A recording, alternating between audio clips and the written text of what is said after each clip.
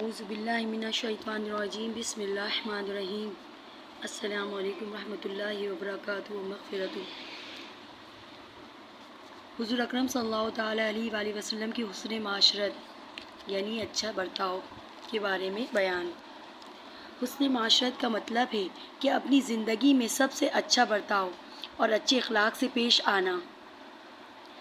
ہمارے پیارے نبی حضرت محمد صلی اللہ تعالیٰ علیہ وآلہ وسلم اچھے عادات کے مالک تھے۔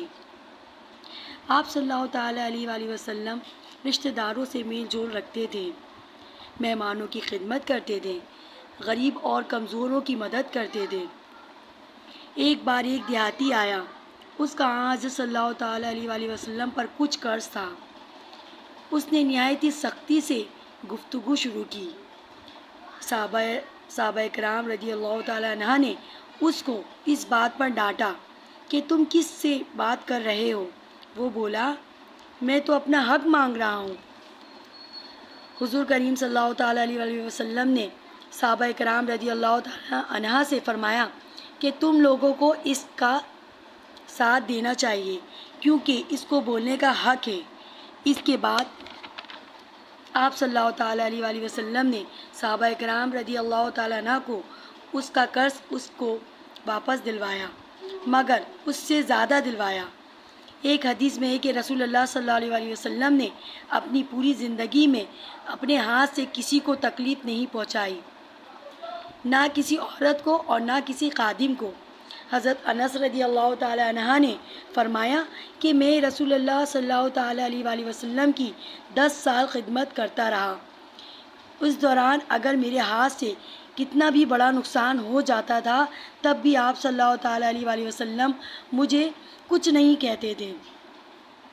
پیارے نبی اکرم صلی اللہ تعالیٰ علیہ وآلہ وسلم نے اپنے کم عمر چچا زاد بھائی حضرت علی رضی اللہ تعالیٰ عنہ کو اپنے ساتھ رکھ لیا تھا۔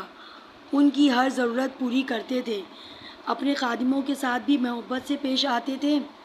اپنی بیوی حضرت خدیجہ رضی اللہ تعالیٰ عنہ کا اور دوسری ازواج محترمات کا بھی بہت خیال رکھتے تھے، ان سے بہت محبت کرتے تھے، ان سے محبت سے پیش آتے تھے۔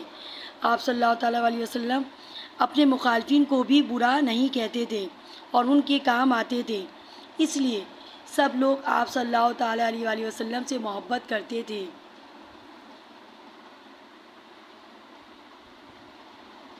اور آپ صلی اللہ تعالیٰ علیہ وآلہ وسلم کی عزت کرتے تھے۔